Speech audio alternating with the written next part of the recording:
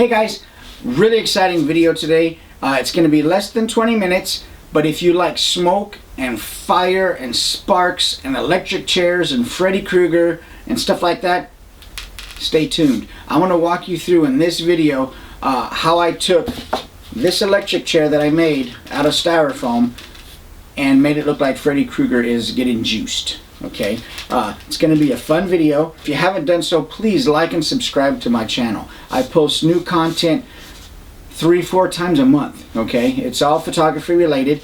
Sometimes it's unboxings and stuff like that, but it's, you know, toy photography and regular photography.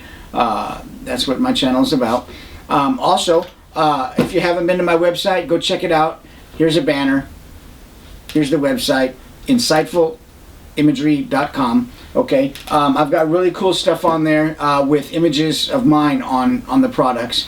Here's a really cool little accessory bag, and I use this bag. I put like loom cubes and snoots and GoPros and chargers and wires and all kinds of stuff in this bag to take with me if I'm going out on a photo shoot. I'll put all kinds of little stuff in here that I need to have, wireless triggers, things like that.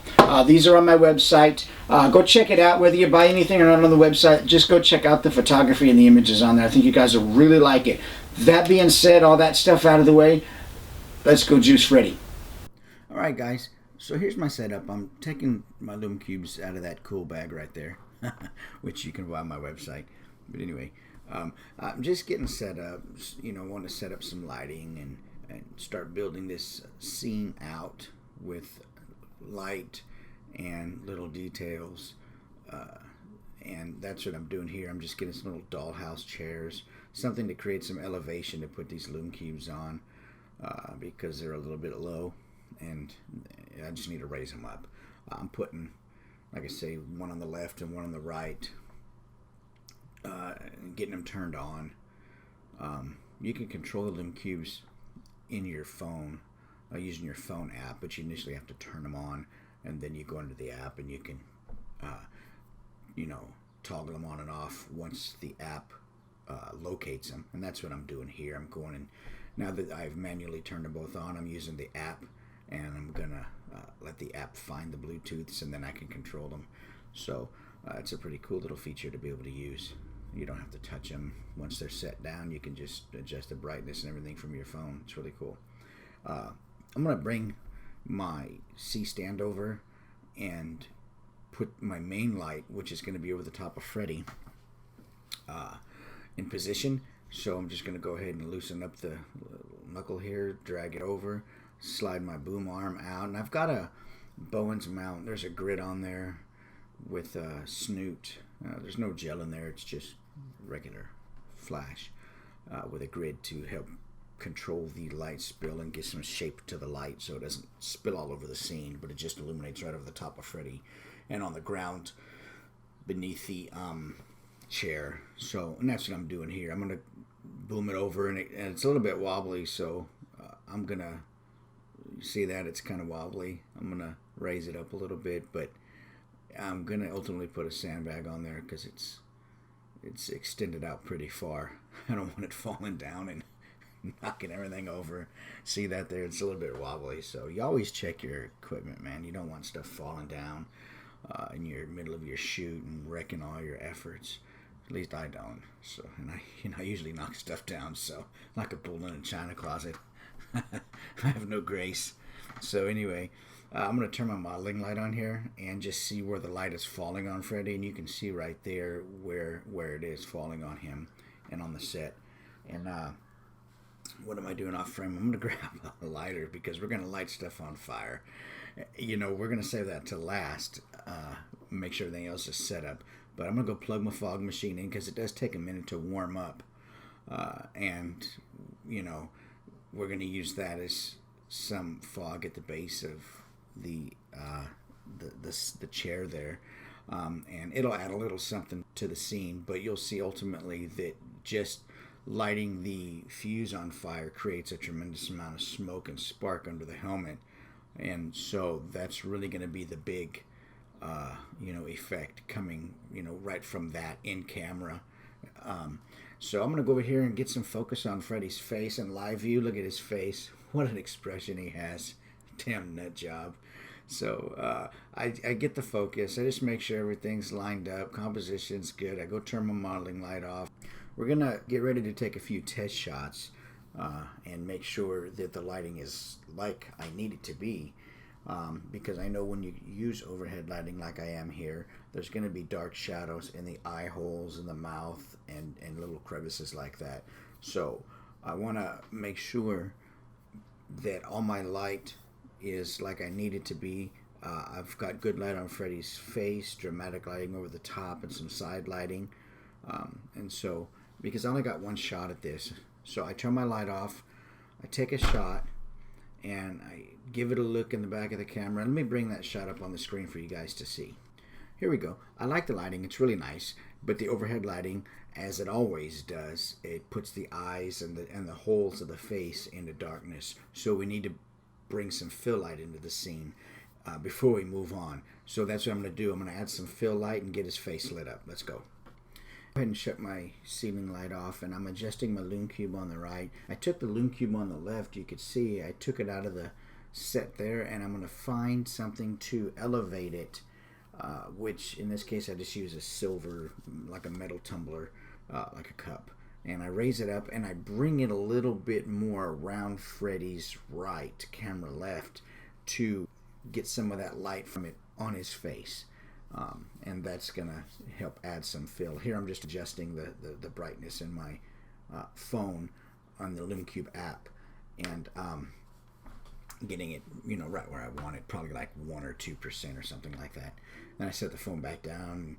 We're gonna go back over here to the camera and take a test shot and see the effect of moving the Lume Cube a little bit further around Freddy to get some of it on his face. And I take a shot, and let me bring that up on the screen right now so you guys can see it. So here's the exact same image.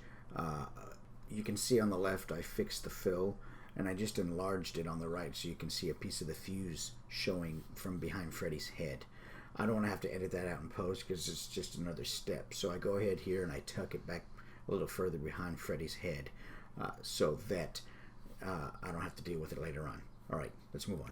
So here we go. I'm just making sure everything is set up, because remember, I've only got one shot. It's because I've only got one fuse left from some old fireworks. So I have to make sure that the fog is right, the lights are right, everything is just the way that I like it, because out of all this setup, there's only going to be one shot that I end up taking away from this whole shoot.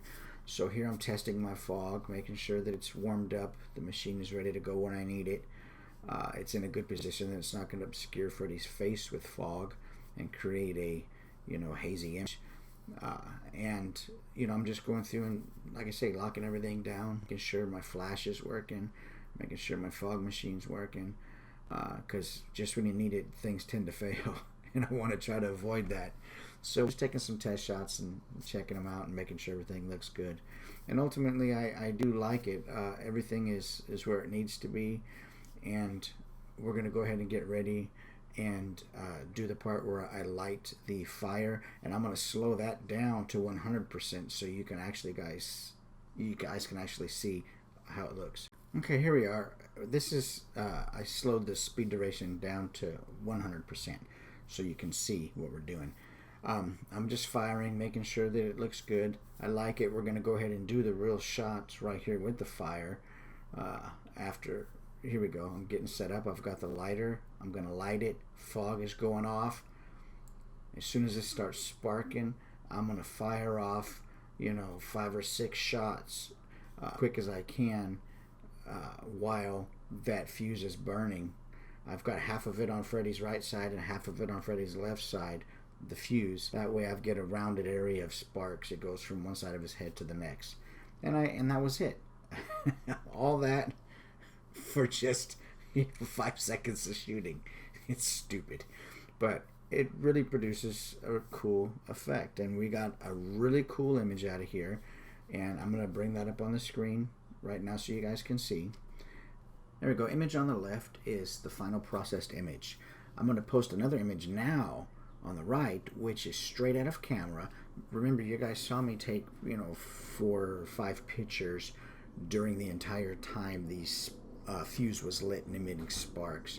So what I did in order to be able to use that whole range of images and all the sparks and fire that were being emitted during that short little sequence of shots, I use all those and I blend them in Photoshop using layer masks so that I can use, all of them.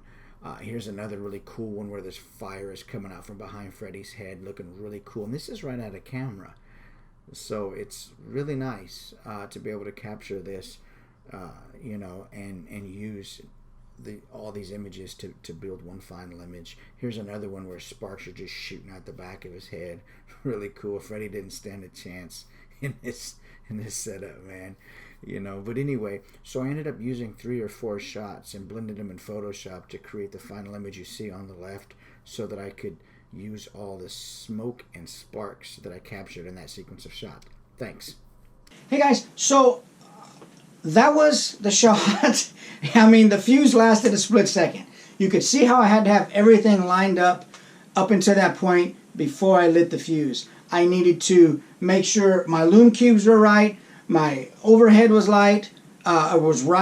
I had fill light on Freddy's face. The fog machine was going. A lot of things had to be right. Once I got the exposure right for all the light, what I did was I then sped my shutter up to underexpose it, so that when I lit the fuse, the light from the fuse and the sparks would actually be brighter, more vibrant. So anyway, that's the scene, that's the set. So that's the scene, that's the set. Fried Freddy did a good job.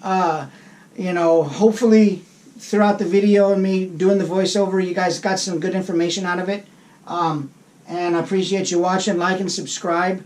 Don't forget to like and subscribe. Share my videos. Insightful_imagery is my Instagram. Insightfulimagery.com is my website. Go on there, check it out.